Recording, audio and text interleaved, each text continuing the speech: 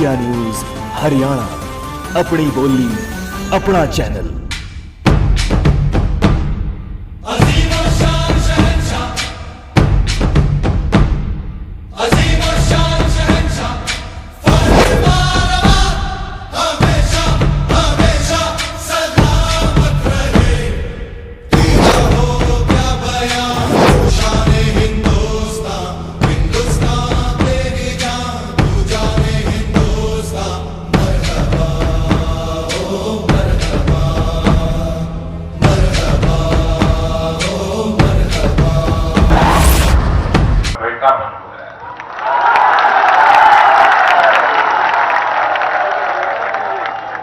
मां गंगा ने मुझे बुलाया, ये शब्द मेरे भीतर से उठे हुए शब्द थे। शायद वो शब्द भी नहीं थे, मेरे अंतर मन में चल रही एक आध्यात्मिक प्रवाह की शब्द रूपी वो अभिव्यक्ति थी। और मैं आज भी जब मां गंगा के चरणों में आया हूं, उसको और अधिक गहराई से अनुभव कर रहा हूं। भाइयों बहनों, ये चुनाव के नतीजे, ये थोकबंद मत, ये भरपूर आपका प्यार, हर गली मोहल्ले पर लगे हुए मोदी के पोस्टर, वो मुझे आपका नहीं बना सकते। आपका मुझे बना दिया है मां गंगा ने।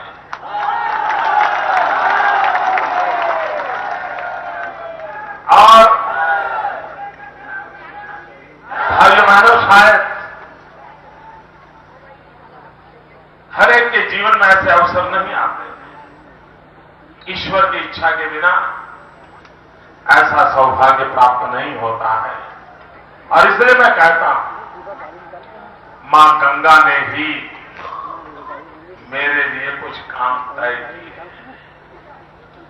और जैसे जैसे मां गंगा मेरा मार्गदर्शन करती रहेगी, मैं उन कामों को पूरा करता जाऊंगा।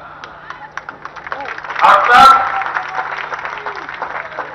तब भाइयों बहनों, गंगा के आरंभ से लेकर के आखिर तक मां गंगा जो चीख चीख कर कह रही है, कोई तो मेरा बेटा है, कोई तो मेरा लाल है।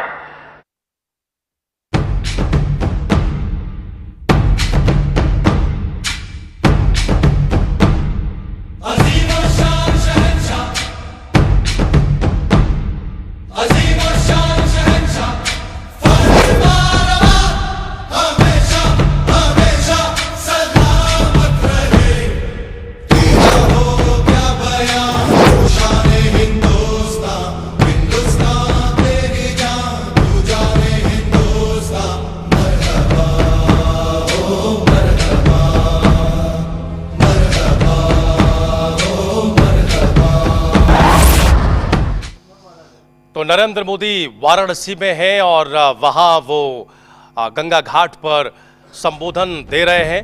नरेंद्र मोदी ने कहा कि वाराणसी की जनता से उन्हें बहुत प्यार मिला है, मेरे मौन पर स्वीकृति वाराणसी ने दी है।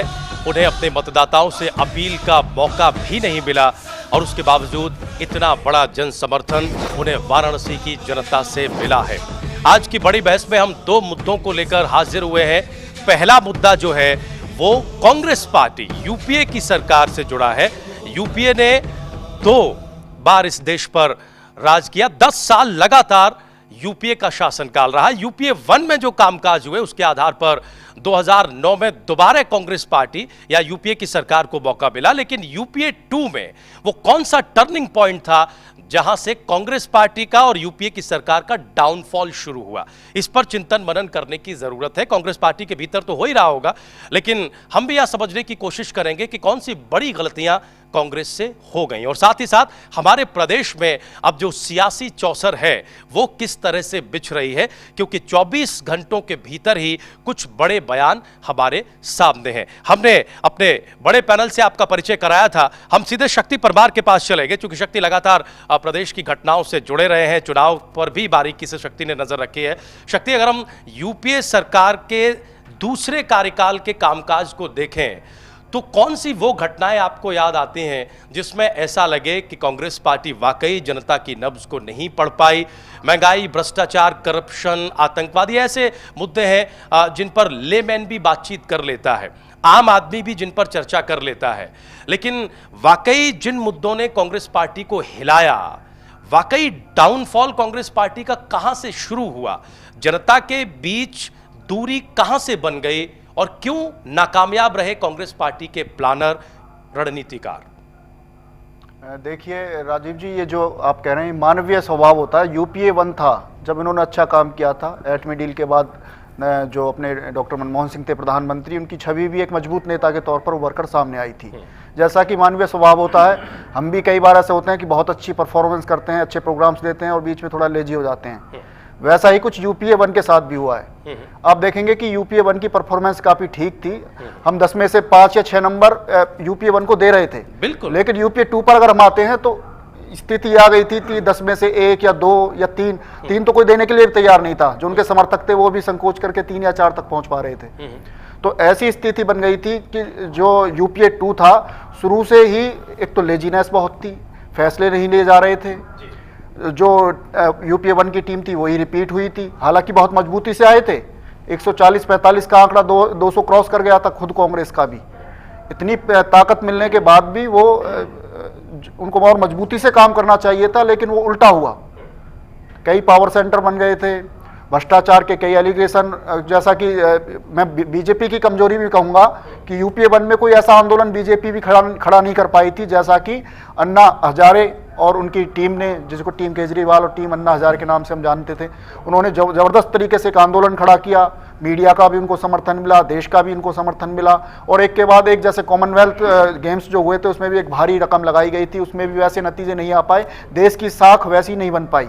उसके बाद एक के बाद कई कांड होते चले गए, कई घोटाले होते चले गए, उन पर भी सरकार कोई ना तो कोई जवाब दे पाई तरीके से, ना कोई कार्रवाई कर पाई। सीबीआई का भी ये रहा कि सीबीआई का भी गलत इस्तेमाल यूपीए सरकार की तरफ से किया जा रहा है, ब्लैकमेल किया जा रहा है कई घटक दलों को, ऐसे आरोप भी लगते रहे।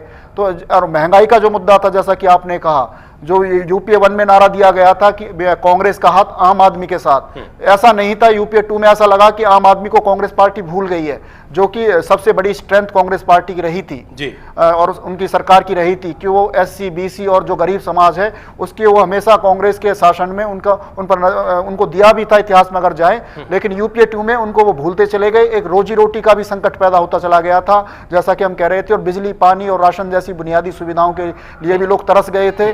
शक्ति, क्या हम मोटे तौर पर यह कह सकते हैं कि कॉमनवेल्थ हमारे देश में जिस तरह से आयोजित हुआ, उस पर जो करप्शन के चार्जेस लगे, चूंकि अंतर्राष्ट्रीय स्तर का आयोजन था, मीडिया में जिस तरह की खबरें आई, क्या कॉमनवेल्थ का आयोजन वो टर्निंग पॉइंट था जहां से यूपीए 2 के बारे में परसेप्शन खराब होना शुरू हो गया था? मुद्दे तो बहुत सारे रहे ही रहे, महंगाई का बड़ा मुद्दा था, आतंकवाद एक बड़ा मुद्दा था, हमारे सैनिकों के सिर काटकर ले गए पाकिस्तानी सेना के लोग या फिर आतंकवादी, जो उस पर जैसा रिस्पॉन्स रहा सरकार का, वो एक मुद्दा था।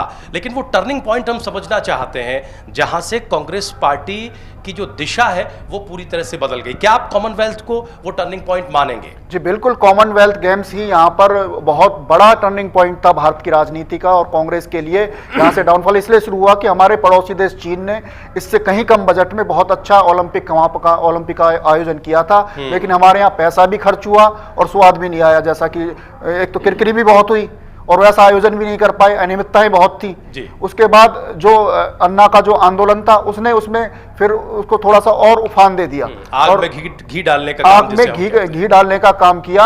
और इसके बाद से हम देखेंगे कि कांग्रेस की उल्टी गिनती शुरू हो गई और जो कांग्रेस के नेता थे वो भी एक तरह से असंवेदनशील हो गए थे। कोई आंदोलन हो रहा है तो हो रहा है, कोई हंगर स्ट्राइक हो रही तो हो रही है, कोई रोकता नहीं था, कोई टोकता नहीं था, कोई नेगोशिएशन नहीं होता था, कोई बातचीत नहीं होती थी। और हद तो तब हो गई जब अन्ना हजारे के बाद एक आंदोलन रामदेव ने भी शुरू किया।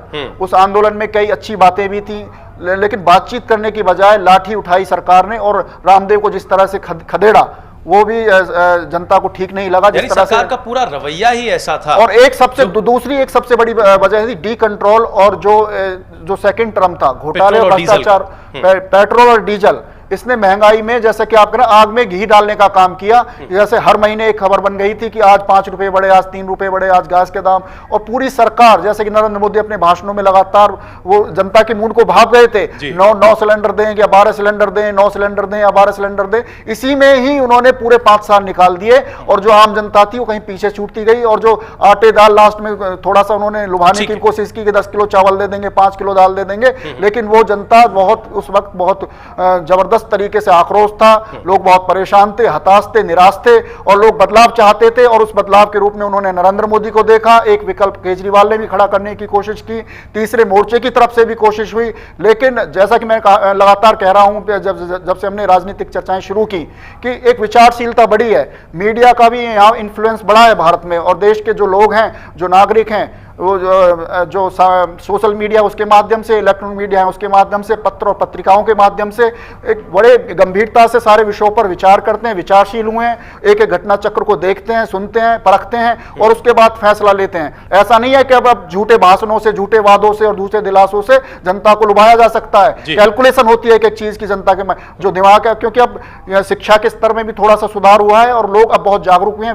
वैश्वीकरण की वजह से भी लोगों की जो सोच है उसका दायरा बड़ा है, सारे देशों से कनेक्टिविटी है, हर इंटरनेट के माध्यम से भी और वैसे भी। तो इससे ये जो अब जो पुराना दौर एक होता था कि आप झूठी डोज देंगे, झूठी गोलियां खिलाएंगे, वो चीज अब नहीं चलने वाली, आपको परफॉर्मेंस करनी पड़ेगी। और नरेंद्र मोदी ने भी वही सब कुछ भापा। उन्होंने विकास के नाम पर चुनाव लड़ा, विकास पर फोकस किया, जो उनके परंपरागत और पुराने मुद्दे थे उन पर उन्होंने कम चर्चा की। उन्होंने कहा संवैधानिक तौर पर हम काम करेंगे, संविधान के दायरे में काम करेंगे, अच्छा काम करेंगे, विकास का काम करेंगे। और जो उन्होंने अल्पसंख्यक समुदाय को भी ये भरोसा दिलाने की कोशिश की कि सबका साथ लेंगे, सबका विकास करेंगे, आपको डरने की कोई जरूरत नहीं है, और भारत एक साथ बढ़ेगा। और आंख मिलाकर, सबसे बड़ी बात, अपने पड़ोसियों से भी और देश और विदेश के जितने भी हमारे जो बाहुबली देश हैं उनसे भी आंख मिलाकर बात होगी, चाहे वो चीन है चाहे अमेरिका है।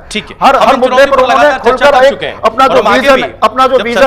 अपना जो विजन है वो उन्होंने बिल्कुल साफ तौर पर रखा, आम भाषा में रखा, जनता को समझाने वाली भाषा थी, भी सीधा कनेक्ट हुए जनता से। उन्होंने ताबड़तोड़ रैलियां की, जिससे एक जनमत बनता चला गया। मीडिया में बड़ा रोल निभाया, मीडिया के रोल की वजह से नरेंद्र मोदी को मदद काफी हुई। राजन, कल हम चर्चा कर रहे थे नरेंद्र मोदी की चुनौतियों पर कि नरेंद्र मोदी की सरकार के सामने क्या चुनौतियां हैं, और असली जो परीक्षा है वो अब शुरू होगी चुनावी वैतरणी पार करने के बाद। लेकिन इस देश में कांग्रेस पार्टी ने, हम सब जानते हैं, 40-50 साल राज किया है, और ये जो यूपीए की सरकार है इसने भी 2 टर्म इस देश में राज किया। क्या लगता है आपको, कौन सी वो बड़ी वजह रही जिससे पूरा मामला उलट गया? न केवल उलट गया बल्कि कांग्रेस पार्टी के इतिहास में इससे करारी हार नहीं हुई।